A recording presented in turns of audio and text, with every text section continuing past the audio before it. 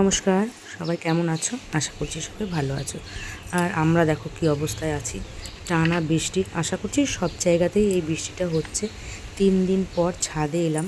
3 দিন ধরে ছাদে আসা হয়নি, কারণ প্রচণ্ড পরিমাণে বৃষ্টি। আর ছাদে এসে দেখো, এসে দেখছি কী অবস্থা আমার। গাছপালা সব উল্টে পাল্টে পড়ে আছে, কারণ প্রচণ্ড হাওয়া দিয়েছিল। তাই সেই কারণেই এরকমভাবে পড়ে রয়েছে। তো আমি তুলে দিয়ে, এই জবা গাছটা একটু অনেক বড়, তো দেখো এটা দিয়ে আমি ঠেকনো দিয়ে গেছিলাম, তবুও পড়ে গেছে। মা অনেকবার যতবারই ছাদে আসে ততবার তুলে দেয়, তো আজকে আর মা মনে হয় তোলেনি। আমি এসে দেখছি সবই পড়ে রয়েছে। এই লেবু গাছটা পড়ে গেছে। আর দেখো লেবু গাছটায় প্রচণ্ড কাটা, তার জন্য আমার ধরতে খুব অসুবিধা হচ্ছিল।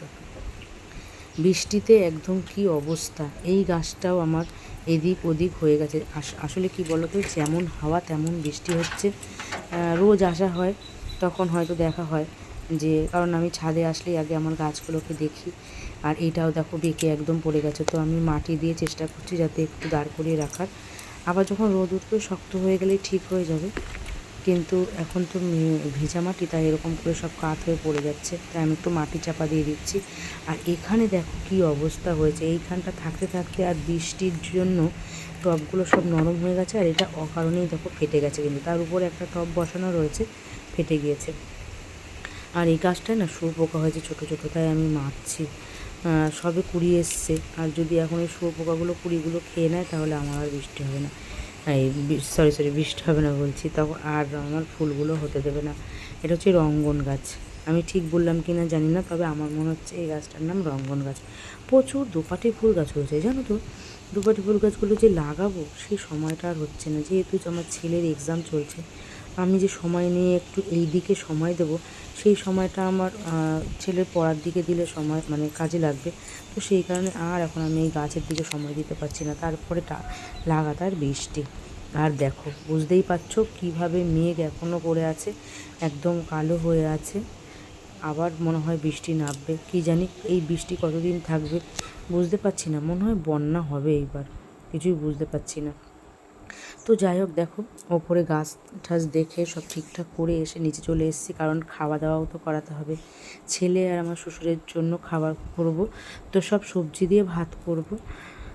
তারপরে ছেলে আর শ্বশুরকে দেবো খেতে। এখানে নিয়ে নিয়েছি একটা টমেটো, একটুখানি কুমড়ো, মিষ্টি কুমড়ো, একটা আলু আর একটা পটল। এই সবজি দিয়ে তাহলে ছেলেটার সবজিটাও খাওয়া হবে, আবার এদিকে মানে ভাতটাও খাওয়া হবে। তাই সেই কারণে এমনি তো সবজি খেতে চাইবে না, তাই এইভাবে আমি সবজি দিয়ে ওকে ভাত করে দিই, বা কোনো দিন খিচুড়ি করে দিই। তো খিচুড়িটা আমি কদিন আগে খাইয়েছি বলে ভাবলাম আজকে এইভাবে ভাতটা করে খাওয়াই। তো খেয়ে জানো তো, ও বেশ ভালোও বলেছিল, ওর ভালোও লেগেছে। বলেছে ভালো গন্ধ বেরোচ্ছে, ঘি গোবিন্দভোগ চাল দিয়ে করা তো, তাই বেশ ভালো লেগেছে। আর এখানে দেখো ভাতটা আমার হয়ে গেছে। আর এই যে শ্বশুরের জন্য রেখেছি, আর এটা আমার ছেলের জন্য নিয়েছি। শ্বশুরকে একটু ঘিটা কম দিয়েছি, যেহেতু হাই প্রেশার। আর এখানে আমার ছেলের জন্য একটু বেশি নিয়েছি। তাহলে চলো ছেলেকে খাইয়ে আসি, আর তোমরা ভিডিওটা দেখতে থাকো। তো বলতে দেখো দুপুরে রান্না আমার কমপ্লিট হয়ে গেছে, আর তোমাদেরকে দেখিয়ে দিচ্ছি আজকে কি রান্না হয়েছে। একটা রান্না এখনো বাকি আছে, আর মাছের তেলটা বাকি আছে।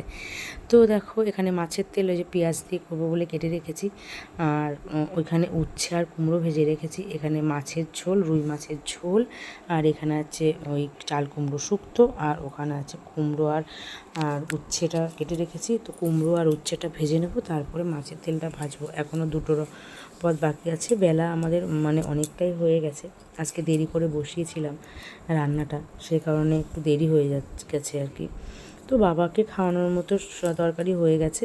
এখন তো বাজে 1:30, বাবাকে একটু দেরি করে দেবো আজকে, যেহেতু 1:30টার সময় দিই বাবাকে খেতে। তো আজকে বললাম একটু বসো, এই কুমড়ো আর পটলটা, এই কুমড়ো আর উচ্ছেটা ভাজা হয়ে যাক। বারবার এই কুমড়ো আর উচ্ছেটাকে আমি অন্য সব কিছু বলে দিচ্ছি, তো প্রথমে কুমড়ো আর উচ্ছে আসছে না। তো দেখো বলতে বলতে আমি কুমড়ো আর উচ্ছেটা বসিয়েও দিয়েছি। তাহলে চলো কুমড়ো আর উচ্ছেটা হয়ে গেলে বাবাকে খেতে দিয়ে তারপরে ছেলেকে নিয়ে ওপরে চলে যাব। তো আমি ছেলেকে নিয়ে ওপরে চলে এসেছি বাবাকে ভাত দিয়ে। দেখো ও একটু খেলুক আর আমি একটু বসি। তাহলে চলো তোমরা ভিডিওটা দেখতে থাকো আর আমার পাশে থাকো।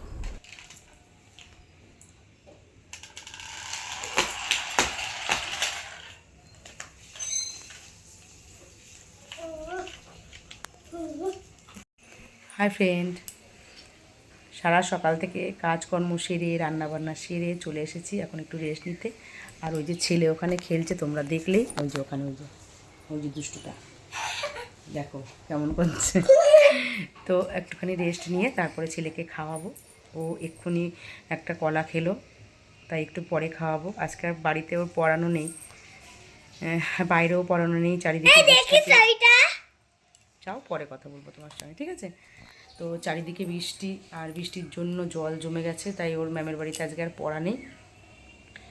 আর বুধবার দিন এক্সাম আছে, তো ওকে খাইয়ে দাইয়ে পরিষ্কার পরিচ্ছন্ন করে নিয়ে খাইয়ে তারপরে পড়তে বসাবো। তাহলে চলো একটু রেস্ট নিয়ে নিই, তারপরে ওকে খাইয়ে পড়তে বসাবো, পরে আবার তোমাদের সঙ্গে কথা হবে। তাহলে বন্ধুরা, আমি আবার চলে এসেছি। ওই দেখো বাবুকে ঘুম পাড়িয়ে দিয়েছি, আর আমি আমার ভাত নিয়ে চলে এসেছি হচ্ছে। তাহলে চলো ব্যাক ক্যামেরা করে দেখিয়ে দিই আমি কী নিয়ে মানে খাচ্ছি দুপুরবেলা। দুপুর এখন নেই, এখন বিকেল হয়ে গেছে, এখন 4টে বাজে, 4:45 বাজে। আমি এখন ওই বাবুকে ঘুম পাড়াবো বলেই দেরি হয়ে গেল। তাহলে চলো আমি খেয়ে নিই, আর তোমাদেরকে দেখিয়ে যে আমি কী দিয়ে ভাত নিয়ে এসেছি।